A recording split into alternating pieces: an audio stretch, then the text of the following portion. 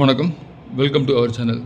So இன்றைக்கி நம்ம எதிர்பார்த்த மாதிரி இன்றைக்கி வந்து 5வது நாளாக கடந்து 5வது நாளில் இன்றைக்கி வந்து நிஃப்டி வந்து ரேலி கண்டினியூ பண்ணியிருக்கு. கிட்டத்தட்ட ஸ்டார்டிங்லேருந்து 1750 புள்ளிகள் கிட்ட வந்து இன்றைக்கி நிஃப்டி வந்து உயர்ந்திருக்கு. இன்றைக்கி க்ளோசிங் பார்த்தோம் அப்படின்னா 273 புள்ளிகள் வந்து இன்றைக்கி அதிகரித்து க்ளோஸ் ஆகிருக்கு. நிஃப்டி வந்து 24,125 அப்படின்றத வந்து இன்றைக்கி க்ளோஸ் ஆகிருக்கு. நம்மளோட ரெசிஸ்டன்ஸ் லெவலாக வந்து 24,000 எதிர்பார்த்தோம். அது இன்றைக்கி ரொம்ப சூப்பராக உடச்சிருக்கு. அடுத்த கட்ட லெவலுக்கு இன்றைக்கி 24,350 24,400 நோக்கி நகரக்கூடிய வாய்ப்புகள் பிரகாசமாக தெரியுது. அதுவும் பேங்க் நிஃப்டி இன்றைக்கி ஆல் டைம் ஹை, அதுவும் இன்றைக்கி புதுசாக ஹை க்ரியேட் பண்ணியிருக்கு. 1014 புள்ளிகள் அதிகரித்து 55,304 அப்படின்றது புள்ளிகள் முடிஞ்சிருக்கு. நெக்ஸ்ட் நிஃப்டி பார்த்தோம் அப்படின்னா அதுவும் 1150 புள்ளிகள் அதிகரித்து 65,406 அப்படின்றது க்ளோஸ் ஆகிருக்கு.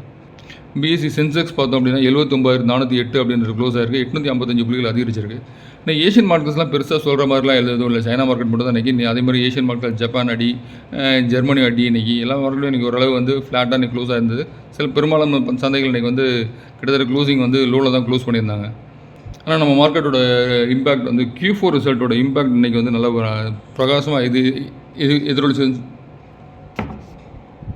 பிரகாசமாக இருந்ததுன்னு சொல்லலாம். இப்படி ஏன்னா இன்றைக்கி HDFC பேங்க் ரிசல்ட்டும் ICICI பேங்க் ரிசல்ட் வந்து இன்றைக்கி வந்து நல்ல மார்க்கெட்டை வந்து ஒரு நல்ல ஹைக் கொடுத்தது. அதே மாதிரி இண்டெக்ஸில் கான்ட்ரிபியூட் பண்ண பங்குகள் பார்த்தா 39 பங்குகள் இன்றைக்கி ஹை. அதே மாதிரி 11 பங்குகள் இன்றைக்கி லோ. 39 பங்குகள் HDFC bank, Infosys, Reliance, axis bank, Mahindra and Mahindra, Kotak bank, SBI, HCL tech, trend, tech Mahindra, power grid, L&T, அதே மாதிரி Bajaj finance, IndusInd bank, Bajaj auto, TCS, JSW steel, இந்த மாதிரி பங்குகள்லாம் இன்றைக்கி வந்து பெரும்பாலும் ஃபினான்ஸ் சம்மந்தப்பட்ட பங்குகள்லாம் இன்றைக்கி வந்து பிரகாசமாக இன்றைக்கி வந்து இது பண்ணாங்க இன்றைக்கி. அதே மாதிரி FMCG பங்கான ITC, Hindustan Unilever, Bharti Airtel, Adani Ports, Asian Paint, HDFC Life, Sun Pharma, Britannia, Nestle India, Cipla, Grasim, கிட்டத்தட்ட ஒரு 11 பங்குகள் இன்றைக்கி லோவில் வந்து க்ளோஸ் ஆகிருக்கு. 39 பங்குகள் இன்றைக்கி வந்து பாசிட்டிவில் க்ளோஸ் பண்ணியிருக்காங்க. ஸோ நிஃப்டி வந்து அதனால் 316 புள்ளிகள் இன்றைக்கி அதிகரிச்சிருக்கு. இண்டெக்ஸ் பார்த்தோன்னா 316 புள்ளிகள் இந்த பங்குகள் வந்து பாசிட்டிவ் கான்ட்ரிபியூட்டர்ஸ், 29 புள்ளிகள் நெகட்டிவ் கான்ட்ரிபியூட்டர்ஸ். ஸோ நிஃப்டி பார்த்தோம் அப்படின்னா 274 புள்ளிகள் க்ளோசிங் வந்து அப் ட்ரெண்டில் முடிச்சு க்ளோஸ் பண்ணியிருக்காங்க. அடுத்த கட்ட நிறுவனம் 24,350, 24,400 அதை எதிர்பார்க்கலாம். அதேமாதிரி மார்க்கெட் ஏறின இம்பேக்ட் வந்து HDFC பேங்க், ICICI பேங்க்கோட ரிசல்ட் நீங்கள் ரொம்ப நல்லா இருந்தது. அதேமாதிரி எஸ் பேங்கோட ரிசல்ட் நல்லா இருந்தது. ஏன்னா எஸ் பேங்க் பெருசாக வந்து அது ஒரு 20,000 கூட தாண்டலை. நான் 20,000 தாண்டும் எதிர்பார்த்தேன். நான் 20,000 தாண்டலை. ஒரு 6% வரைக்கும் போச்சு. திரும்ப 4.5% க்ளோசிங் வந்து முடிஞ்சது. அதே மாதிரி நீங்கள் ஸ்பந்தனா ஸ்கூட்டின்னு ஒரு பங்கு நீங்கள் நல்ல ஒரு 20% அப்ட்ரெண்டில் க்ளோஸ் பண்ணியிருக்காங்க. அதே மாதிரி கே ஃபின்சர்வ் அப்படின்ற ஒரு பங்கு அதுவும் நல்லா இருந்தது இன்றைக்கி. ஃபியூஷன் ஃபினான்ஸ் அப்படின்ற ஒரு பங்கு. மார்க்கெட் வந்து US டாலர் வந்து தொடர்ந்து குறைஞ்சிக்கிட்டே வருது. அது ஒரு இம்பேக்ட் வந்து நம்மளுடைய மார்க்கெட்டுக்கு வந்து உண்டு பண்ணியிருக்குன்னு சொல்லலாம். ஸ்ட்ராங்காக வந்து ஒரு பீஸோட ரேட் வந்து இன்க்ரீஸ் ஆகிக்கிட்டே இருக்குது. அதேமாதிரி ஃபாரின் இன்வெஸ்டர்ஸ் வந்து கடந்த ஒரு 3 தினங்களில் இன்வெஸ்ட் பண்ணியிருந்தாங்க. இன்றைக்கி நம்ம மார்க்கெட் வந்து க்ளோஸ் ஆகிருக்கு. இன்றைக்கும் வந்து பாசிட்டிவில் தான் இருப்பாங்கன்னு எதிர்பார்க்குறேன் நான். ஏன்னா இன்றைக்கி மார்க்கெட் வந்து நல்ல ஒரு ரேலி இருந்தது. இன்றைக்கி ஒரு 3,000 கோடி இன்றைக்கி இன்வெஸ்ட் பண்ணியிருப்பாங்கன்னு தோணுது. அதே மாதிரி ப்ராடர் மார்க்கெட்டோட பார்ட்டிசிபேஷன் இன்றைக்கி அதிகம். மிட் கேப் துறை பங்குகள், ஸ்மால் கேப் துறை பங்குகள்லாம் இன்றைக்கி வந்து ஒரு சும்மா கொளுத்தி போட்ட பொட்டாஸ் மாதிரி வெடித்து தள்ளிக்கிட்டு இருந்தாங்க இன்றைக்கி. அதே மாதிரி மார்க்கெட் வந்து பாட்டம் அவுட் அப்படின்ற நம்ம ரேஞ்சு வந்து சொல்லலாம். கிட்டத்தட்ட 24,000 தாண்டி ஒரு நல்ல ஸ்ட்ராங்காக ஸ்ட்ரென்த்தியான இதில் வந்து நமக்கு க்ளோஸ் பண்ணியிருக்கோம். அதே மாதிரி யூஎஸோட ட்ரேட் வந்து பாசிட்டிவ் ட்ரேடாக வந்து positive sentiment of US trade relations அப்படின்னு நம்ம சொல்லலாம். அதாவது நம்மளுடைய வர்த்தகத்துறை வந்து அமெரிக்காவோட வர்த்தகத்துறையோட பேச்சுவார்த்தை நடத்திட்டு இருக்காங்க. அது வந்து பாசிட்டிவ்ல வந்து போய் இருக்கிறதா வந்து தகவல் வந்திருக்கு. அதே மாதிரி டெக்ஸ்டைல் துறைக்கு ரொம்ப பிரகாசமான எதிர்பார்ப்பு இருக்குது அப்படின்னு சொல்லி ஒரு நியூஸ் இருக்குது. ஸோ அதில் வந்து நம்ம டெக்ஸ்டைல் துறையில் வந்து பங்களாதேஷ், அடுத்து சைனா, அடுத்து வந்து வியட்நாம், இவங்களுக்குலாம் வந்து இவங்களோட நமக்கு வந்து வரி விதிப்பு ரொம்ப கம்மியாக இருக்கும். அதனால் டெக்ஸ்டைல்ஸ் பூஸ்ட் இருந்தது அப்படின்னா நமக்கு வந்து டெக்ஸ்டைல்ஸோட ஏற்றுமதி அதிகரிக்க வாய்ப்பு உண்டு அப்படின்னு சொல்லியிருக்காங்க. சரி, ட்ரம்ப் வந்து ஏதோ எல்லா நாட்டுக்கும் எதனா பண்ணுறாரு. ஆனால் இந்தியாவை பொறுத்த வரைக்கும் எனக்கு தெரிஞ்ச வரைக்கும் இந்தியாவை பொறுத்த வரைக்கும் எல்லாமே ஃபேவராக இருக்க மாதிரி தான் தோணுது. மற்ற கண்ட்ரியை விட. ஏன்னா அவர் வந்து எல்லாமே வந்து பைசா எதிர்பார்க்குறாரு. அவர் யாரெல்லாம் ஸ்மூத்தாக இது போகிறாங்களோ அவங்கள்ட்ட அவங்க இருந்துவார்னு நினைக்கிறேன். இந்தியா வந்து அவர்கிட்ட எதிராகவும் பேசல. எதுவும் வந்து திருப்பி நீங்கள் இந்த பட்டு நான் இதை சொன்னீங்கன்னா நாங்கள் அதை சொல்லுவோம், நாங்கள் இதை பண்ணுவோம் அப்படி சைனா மாதிரி நம்ம வந்து அவர்கிட்ட நம்ம எஃபெக்ட் போட்டு பண்ணல. ஸோ நம்ம ஆரம்பத்துலேருந்து அவர்கிட்ட பேச்சுவார்த்தை நடத்திக்கிட்டு இருக்கோம். ஸோ அதனால் வந்து நமக்கு எல்லாமே வந்து பாசிட்டிவ் ட்ரெண்டாக தெரிகிற மாதிரி தெரியுது. அதேமாதிரி சைனா கூட அந்த அவங்க போட்டிருக்கிற தாரிஃப், இவங்க போட்டிருக்கிற தாரிஃப் எல்லாமே கிட்டத்தட்ட இன்னொரு 4-5 நாளில் வந்து விலக்கி கொள்ளப்படும் நினைக்கிறேன். பார்க்கலாம் எப்படி இருக்குன்னு. அதே மாதிரி தெலுங்கானா கவர்மெண்ட் ஒரு 10,500 கோடி ரூபாய்க்கு வந்து டேட்டா சென்டர் அமைக்க போகிறதா வந்து டைம்ஸ் நோண்டியில் கொடுத்துருக்காங்க. அதில் வந்து டேட்டா சென்டருக்கு நம்ம அமைக்க போகிறதா பேச்சுவார்த்தை வரவுமே இன்றைக்கி ஆனந்தராஜ் பங்கில் ஒரு 5% பிளாக் பாக்ஸ் ஒரு தொடர்ந்தது இன்றைக்கி. அடுத்து வர சில நாட்களில் டேட்டா சென்டர் ஸ்டாக்ஸ்லாம் கொஞ்சம் நல்லாயிருக்கும்னு நினைக்கிறேன். என்னென்ன டேட்டா சென்டர் ஸ்டாக்ஸ் அப்படின்றதெல்லாம் கொஞ்சம் எடுத்து பார்த்தீங்கன்னா டேட்டா சென்டர் ஸ்டாக்ஸ் எல்லாம் பார்த்து வைங்க. அந்த டேட்டா சென்டர் ஸ்டாக்ஸ்லாம் வந்து நல்ல ரேட்டில் இருந்தது அப்படின்னா அடுத்த வாரத்துலலாம் இந்த வரும் வாரம்ல அடுத்த வாரம்லாம் டேட்டா சென்டர் ஸ்டாக்லாம் வந்து ஏற்கக்கூடிய வாய்ப்புகள் உண்டு நினைக்கிறேன். பார்க்கலாம். அதேமாதிரி டிரான்ஸ்ஃபார்மர் கம்பெனியை சேர்ந்த சில்சார் டெக் அப்படின்னு சொல்லி ஒரு கம்பெனி வந்து இன்றைக்கி போனஸ் 1க்கு 2 போனஸ் கொடுத்துருக்காங்க. அதேமாதிரி டிவிடெண்ட் 12 ரூபீஸ் இன்றைக்கி அறிவிச்சிருக்காங்க. ரிசல்ட் சூப்பராகவே இருந்தது அவங்களது. ஏற்கனவே டிரான்ஸ்ஃபார்மர்ஸ் அண்ட் ரெக்டிஃபிகேஷன் டிரான்ஸ்ஃபார்மர் ஸ்டாக்கோட ரிசல்ட் நல்லா இருந்தது. அது கம்பெனி தொடர்ந்து ஏறிக்கிட்டே வருது. ஸோ அந்த லிஸ்ட்டில் இந்த பங்கையும் சேர்த்துக்கலாம். அதே மாதிரி பெரிதும் எதிர்பார்க்கப்பட்ட மொபைல் ஃபோன்களின் சந்தை கடந்த ஜனவரியிலேருந்து மார்ச் 2025 எடுத்துகிட்டா மார்க்கெட் வந்து 8% சரிவடைந்திருக்கிறதா செய்திகள் சொல்லப்படுகிறது. அதில் வந்து ஜியோமி, சாம்சங் இதெல்லாம் வந்து மார்க்கெட் ஷேரில் ஒரு பெரிய லாஸ் பண்ணியிருக்காங்க.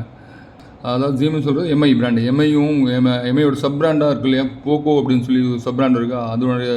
அதனுடைய பங்கும் சேர்த்து கிட்டத்தட்ட 38% சரிவடைஞ்சிருக்கதா சொல்லியிருக்காங்க. அதேமாதிரி சாம்சங்கோட சந்தை பார்த்தீங்கன்னா இயர் ஆன் இயரில் ஜனவரி டு மார்ச் அந்த பீரியட் எடுத்துக்கிட்டோன்னா 23% மொபைல் ஃபோனோட சந்தையில் வந்து அவங்களுடைய பங்களிப்பு குறைஞ்சிருக்கு. அதேமாதிரி HDFC பேங்க் பார்த்தோம் அப்படின்னா 50 ஹை இன்றைக்கி அதனுடைய இது தொடர்ந்து இன்றைக்கி ஏற்றம் இருந்தது. அதேமாதிரி கோல்டு பார்த்தோம் ஆல் டைம் ஹை 3400 அவுன்ஸுகள் கிட்ட ட்ரேட் ஆகிக்கிட்டு இருக்கு. கண்டினியூஸாக ஒரு ஏற்றம். கோல்டு பீஸ் வாங்கினவங்களுக்கு தான் ஒரு நல்ல ஒரு ஏற்றத்தில் இருப்பாங்க.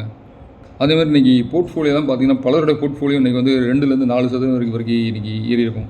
கிட்டத்தட்ட ஒரு 5 லட்ச ரூபா போர்ட்ஃபோலியோ வச்சுருப்பாங்க அப்படின்னா இன்றைக்கி ஒரு 10,000 இன்றைக்கி வந்து போர்ட்ஃபோலியோ இன்றைக்கி வந்து இன்க்ரீஸ் ஆகும். நல்ல ஒரு ஏற்றம். எல்லா mid cap and small cap பங்குகளும் இன்றைக்கி ஒரு நல்ல ஏற்றம் இருந்தது. இன்றைக்கி அதேமாதிரி பங்குகளை இறக்கம் கண்ட பங்குகள் அப்படின்னு பார்த்தா ஃபார்மா துறை பங்குகள்லாம் இன்றைக்கி வந்து கொஞ்சம் இறக்கம் கண்ட பங்குன்னு சொல்லலாம். அதில் ஆர்த்தி ஃபார்மா கிட்டத்தட்ட ஒரு 3% இறங்கியிருந்தது. கிளாக்ஸோ, கேப்லி பாயிண்ட்டு, ஆமி ஆர்கானிக்ஸ், அதேமாதிரி பேயர் கிராப்பு, ஸ்ட்ரைட்ஸ் ஃபார்மா, உக்கார்டு இந்த மாதிரி நிறுவன பங்குகள்லாம் இன்றைக்கி இறங்கி இருந்தது. அதே மாதிரி விலை கூடிய பங்குகள் அப்படின்னு சொல்லி பார்க்க போனால் ஸ்பந்தனா ஸ்கூட்டி ஒரு 20% இன்றைக்கி ஏற்றம் 325 ரூபா ப்ரைஸில் க்ளோஸ் ஆகிருக்கு. அண்ட் ஜஸ்ட் டயல் பார்த்தோம் அப்படின்னா 12% ஏறி இருந்தது. 1029 ரூபா க்ளோஸ் ஆகிருக்கு. DCS சிஸ்டம் ஒரு 273 ரூபா க்ளோஸ் ஆகிருக்கு. அது ஒரு 10% ஏற்றம் கொடுத்தது. டெக்னோ எலக்ட்ரிக் இன்ஜினியரிங் அது ஒரு 9% ஏற்றம் கொடுத்துருந்தது. 1158 ரூபா கிட்ட க்ளோஸ் ஆகிருந்தது. அதேமாதிரி சூஸ்லாண்ட் எனர்ஜி கிட்டத்தட்ட 60 ரூபாவில் க்ளோஸ் ஆகிருக்கு. 10% கிட்ட ஏறி இருந்தது. ஏற்கனவே கடந்த ஒரு 2-3 செஷனில் வந்து ஐநாக்ஸ் க்ரீன் ஏறி இருந்தது. அப்போ நீங்கள் கவனிச்சிக்கலாம். அதே மாதிரி ஐநாக்ஸ் க்ரீனில் ஏறி இருந்தது கவனிச்சிக்கலாம். அது தொடர்ந்து சூஸ்லாண்டும் ஏறி இருக்குது இன்றைக்கி. அதே மாதிரி டாடா எல்எக்ஸி அது ஒரு 10% கிட்ட இருக்குது. 5345 ரூபாய் க்ளோஸ் ஆகிருக்கு. கேஃபின் டெக்னாலஜி அப்படின்ற ஒரு பங்கு 1200 க்ளோசிங் ப்ரைஸ் வச்சிருக்கு. 9% ஏறி இருக்குது. அதேமாதிரி ஃபோர்ஸ் மோட்டர்ஸ் பார்த்தோம் அப்படின்னா அது ஒரு 7% ஏறி இருக்குது. 9315 ரூபாயில் வந்து க்ளோஸ் ஆகிருக்கு. ஃபோர்ஸ் மோட்டர்ஸ் என்னென்னு உங்களுக்கு எல்லாம் தெரியும்னு நினைக்கிறேன். கிட்டத்தட்ட நம்ம ஊரில் ஓடுற வண்டி முக்கால்வாசி கம்பெனி வந்து ஆம்புலன்ஸ் ஓடுது இல்லையா, ஆம்புலன்ஸ் ஓடுறது எல்லாமே ஃபோர்ஸ் மோட்டர்ஸ் அப்படின்ற ஒரு நிறுவனத்தோடது தான் அது அதிகப்படியாக ஓடுறது. அதே மாதிரி ஆவாஸ் ஃபினான்ஸ் அப்படின்னு சொல்லி ஒரு கம்பெனி 7% ஏறி இருந்தது. ஏஇ ஸ்மால் ஃபினான்ஸ் அப்படின்ற ஒரு நிறுவனம் 7% ஏறி இருந்தது. டைம் டெக்னோப்ளஸ் அது ஒரு 7% ஏறி இருக்குது. டூரிசம் ஃபினான்ஸ் அது ஒரு 7% ஏறி இருக்குது. ஆல் கார்கோ லாஜிஸ்டிக்ஸ் 7% ஏறி இருக்குது. எலக்ட்ரானிக் ஸ்மார்ட் இந்தியா அது 6% ஏறி இருக்குது. ஸோ இந்த நிறுவனம் வந்து பல துறைகளில் இருக்காங்க. டிஃபென்ஸ் துறையிலும் இந்த நிறுவனம் இருக்குது. ஸோ அதனால் அந்த பங்குகளுக்கு இந்த பங்கை வாட்ச் பண்ணுங்கள்.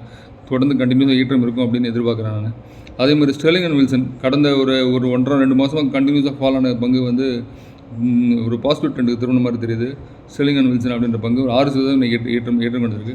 அதே மாதிரி ரொம்ப நாளாக நீட்டி நிமிர்ந்து படுத்து தூங்கி கிடந்த பங்குன்னு சொல்கிறேன். IDFC ஃபர்ஸ்ட் பேங்க் கிட்டத்தட்ட 1-1.5 வருஷமாக வந்து அதனுடைய எந்த ஒரு நகரமுமே இல்லாமல் இருந்தது. ரொம்ப நாளைக்கு பிறகு இப்போ தான் வந்து 6% போன வாரத்தில் ஒரு 4% ஏற்றம் கொண்டது. 67 ரூபாய் கிட்டத்தட்ட வந்து க்ளோஸ் பண்ணியிருக்காங்க. ஸோ இது வந்து ஒரு நல்ல நகர்வாக பார்க்கலாம் IDFC ஃபர்ஸ்ட் பேங்க்குக்கு. இது தொடர்ந்து ஏற்றம் இருந்தது அப்படின்னா அந்த பங்கோட அடுத்த கட்ட டார்கெட் 85 ரூபாய் 90 ரூபா வரைக்கும் இருக்கலாம். அதே மாதிரி HDFC AMC பார்த்தோம் அப்படின்னா 4460 ரூபாய் வந்திருக்கு. 6% ஏறி இருக்குது.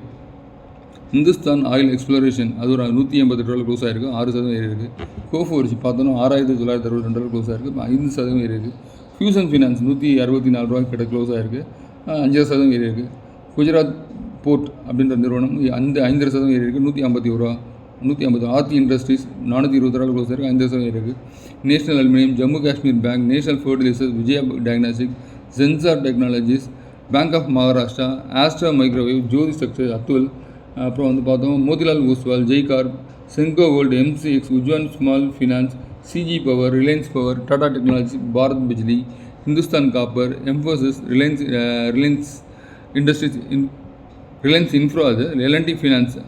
ஸோ அப்புறம் வந்து பார்க்க போனால் BASF, Anandraj, VST industries, Birla soft, RBL bank, Cholamandalam investment, அப்புறம் வந்து UTI AMC, Swan energy, Piramal enterprises, Trent, GAIL, Angel one, Divi's lab, இவங்கெல்லாம் பார்த்தோம் அப்படின்னா 4.5% 6% ஏறிய பங்குகள்.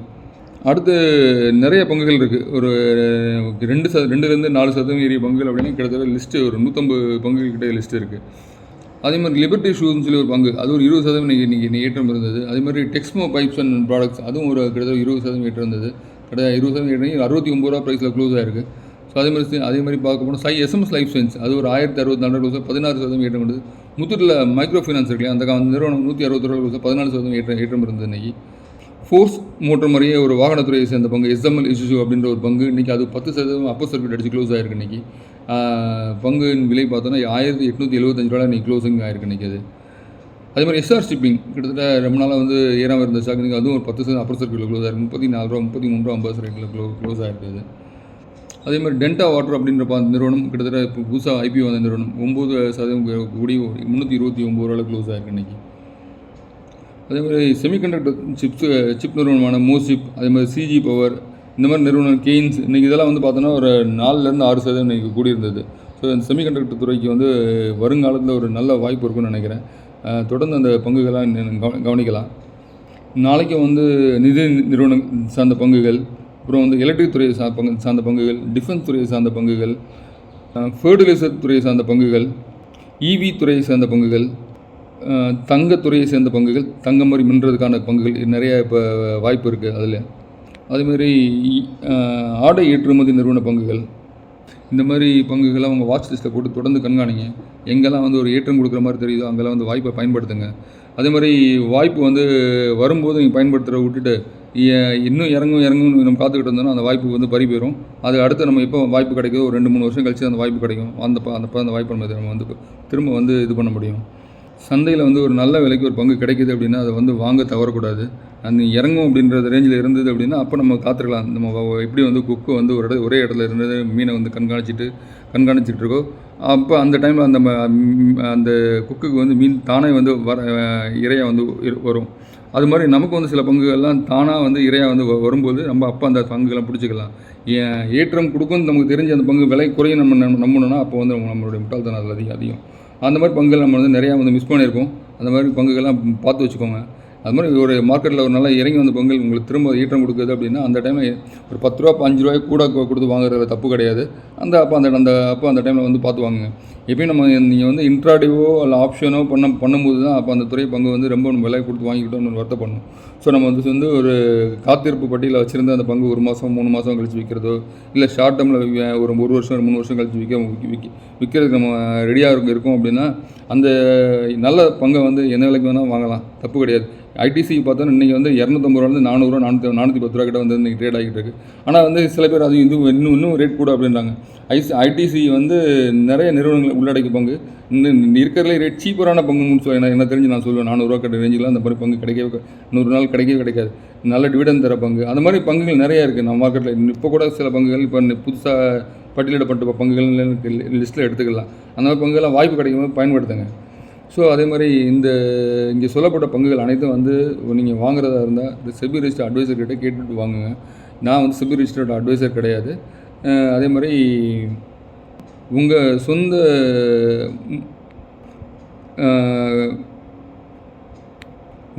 ஆலோசனை இல்லை சொந்த ஆராய்ச்சியின்படி நீங்கள் அந்த பங்குகள்லாம் பார்த்து வாங்கலாம். வாய்ப்பு இருக்கா பார்த்து வாங்குங்க. ஒன்றும் தப்பு கிடையாது. வாய்ப்பு எப்போல்லாம் கிடைக்குதோ அப்போல்லாம் வந்து இப்போ பார்த்தீங்கன்னா கிட்டத்தட்ட கடந்த ஒரு 6 நாளில் 5 நாளில் 1750 புள்ளிகள் நம்ம மார்க்கெட் வந்து கடந்து வந்திருக்கு. ஸோ யாருமே இதை வந்து எதிர்பார்த்துருக்க மாட்டோம். நானே எதிர்பார்க்கல. இவ்வளோ புள்ளிகள் வந்து நான் ஒரு 1000 புள்ளிகள் எதிர்பார்த்தேன். என்னுடைய கணிப்பு மீறி அது 1750 புள்ளி இன்றைக்கி வந்து அடித்து உடச்சி தூள் கிளப்பிடுச்சு. இன்னும் ஒரு 500 புள்ளிகள் ஏற்றத்துக்காக ரெடியாக தான் இருக்குதுன்னு எனக்கு தோணுது. பார்க்கலாம் மார்க்கெட் எப்படின்னு. 24,500 சர்வசாதாரணமாக போகும்னு தோணுது எனக்கு. பார்ப்போம் நம்ம எப்படி மார்க்கெட் எப்படி கிடக்குதுன்னு. இன்னும் 2-3 செஷன்லேயும் வந்து 24,500 டச் பண்ணுறக்கூடிய வாய்ப்புகள் அதிகமாக தெரியுது. Okay, thank you. நம்மளுடைய வாட்ஸ்அப் சேனல் யாருக்காவது ஜாயின் பண்ணுறாங்க, வாட்ஸ்அப்போட லிங்க் நம்ம டிஸ்கிரிப்ஷனில் போய் ஜாயின் பண்ணிக்கோங்க. அதே மாதிரி நம்ம சேனலுக்கு தொடர்ந்து ஆதரவு கொடுங்க.